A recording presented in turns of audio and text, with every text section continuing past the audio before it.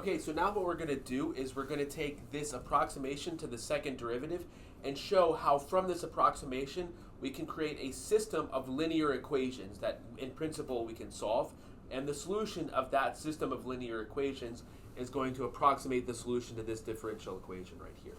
So here's what we're going to do. We're going to begin by dividing our interval from 0 to 1 into n equal length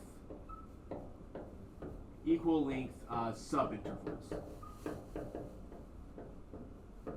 Okay, I'm going to illustrate this with n is equal to 5. So I'm going to divide this into 5 equal length subintervals.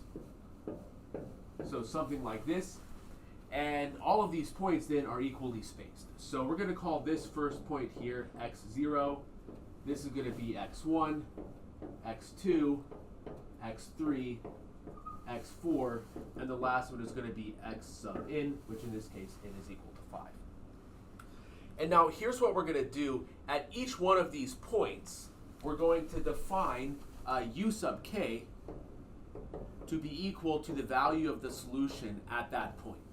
So we're going to look at the solution here. It's going to be u0. The solution here is u1, u2, u3, u4, and u5. And what we want to do is come up with an equation that lets us approximate what each one of these values are. And so the output of this algorithm is going to be the approximation of u at each one of these points. So we will know approximately what u is at each one of these points. And the idea is that we take more and more subintervals, those approximations approach the actual value of the solution.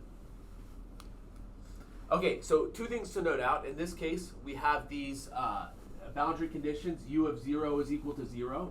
So that's equal to 0. And u of 1 is equal to 0. So it means, in this case, u sub 5 is equal to 0. So in this setup, we have initially 6 unknowns, u0 through u5, but the boundary conditions reduces 2 of those unknowns. So we have u0 equals 0 and u5 is equal to 0. And so now we have n minus 1 unknowns. And in general, this is what's going to happen. We're going to have n minus 1 unknowns, and so we're all going to have to get n minus 1 equations. So how can we get the equations? Well, now we're going to start looking at our differential equation and this approximation right here. So what this says, it says that at every point, the minus u, the second derivative of u evaluated at x times minus 1 is equal to f evaluated at x. So in particular, it holds for x1. Let's just look at x1 as a demonstration here. So f of x1 is equal to minus u double prime of x1, if u is a solution. Okay, and now what we're going to do is the following. We're going to use this difference right here. And we're going to let, for this problem, h is going to be the length of these intervals here, the length of those intervals there. So that's just going to be the total length of the interval, which is 1 in this case, divided by the number of subintervals, which is n. Okay, so what we're going to have is this is going to be minus, for this minus sign here, u of x1 plus h. But x1 plus h is x2. So we're going to have u of x2. So the x1 plus h corresponds to u of x2. Okay, but u of x2 is just u2. That's what this notation means here. So we're going to have u2. Then it's going to be minus 2 times u of x1. But u of x1 is just u1. And then according to that formula, we're going to have plus u of x1 minus h. x1 minus h is x naught, and so we're going to have u naught here. Of course, in this particular problem, we know that u naught is equal to 0, so in this case for x1 we don't have to include it, but I'm just putting it here now to make it look like that formula over there. Okay, and we're also going to define another notation here where f sub k is equal to f of xk. And this is not an exact equality, this is an approximate equality. And this is equal to f1. Okay, so what we're going to do then, this right here is an approximate system of, or it gives an approximate equation that relates f1 with u1, u0, and u2. What we're going to do is just solve the exact equation. We're going to solve this equation like this. There's going to be more equations as well, and the solution to that system of equations is going to give us an approximate solution to this equation in the way that I just described. So what we're going to do then, instead of looking at that, the differential equation, at x1, I'm just rewriting what I had there before.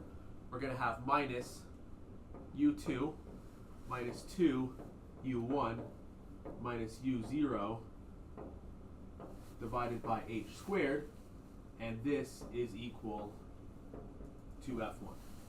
Okay, now this is only in terms of the differential equation. If u satisfies the differential equation, this is only an approximate inequality. So I'm not claiming that these things are true. I'm just replacing an approximate inequality, or sorry, an approximate equality with an exact equality, and then I'm going to solve that equation. And so the solution to that approximate, the exact solution to that equation will give us the approximation to the solution to the PDE here. Now, one thing that turns out to be a little bit helpful is we want the h squared over there. So we're going to rewrite this even a little bit more and get minus u2 minus 2 u1 plus u0 is equal to h squared times f1. Okay, but we're going to have something similar is going to be true at u of x2. So minus u double prime evaluated at x2 should be equal to f2. And if we put x here equaling to x2, well, x2 plus h is going to be x3. x2 minus h is going to be x2. And so what we're going to have is the following: minus u3 minus 2 u2 plus u1 is equal to h squared f2.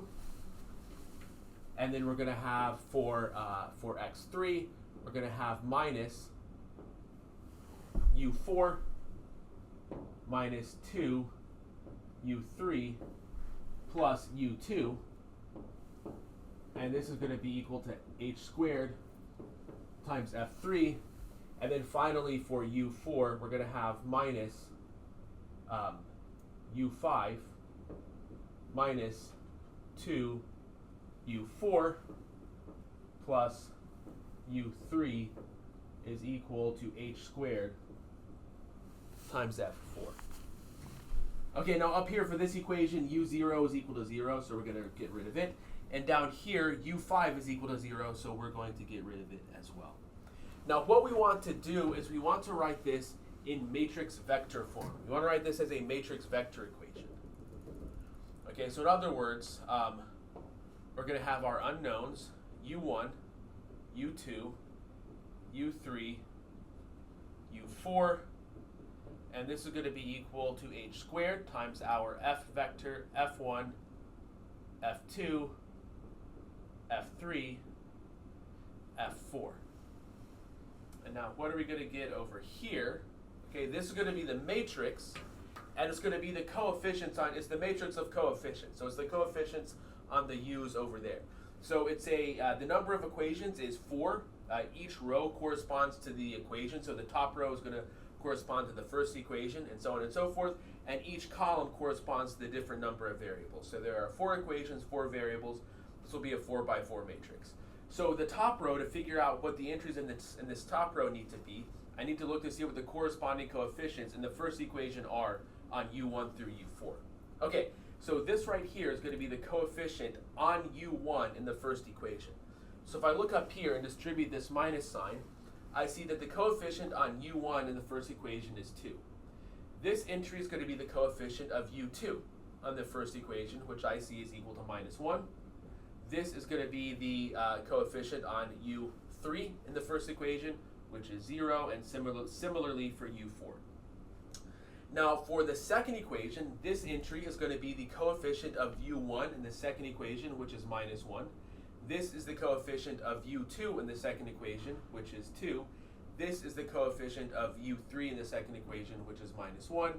And this is the coefficient of u4 in the second equation, which is 0.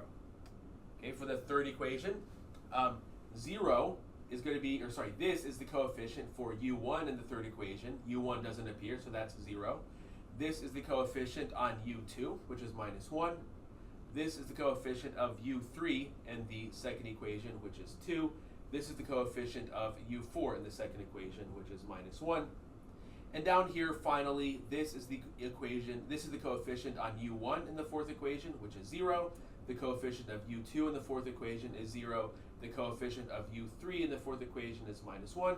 And the coefficient of u4 in the fourth equation is equal to 2. And so notice it's a little bit difficult to see the way that I have it written here. Things are a little squashed together. But this matrix has a very nice structure. The diagonal has 2's on it.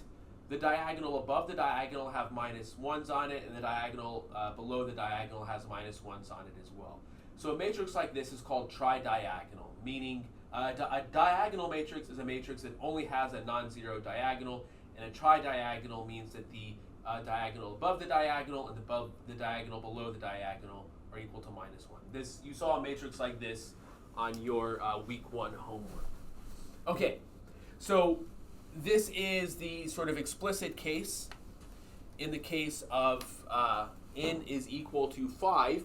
But for a general n, the formula is going to be roughly the same. Well, the formula is going to be the same.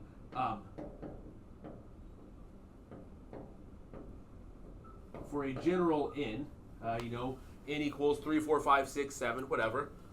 For each k, we're going to have the following equation. We're going to have minus u k plus 1 minus 2 uk plus uk is equal to h squared times fk, and this is going to be for k equals 1 up to n minus 1. So we have n minus 1 equations.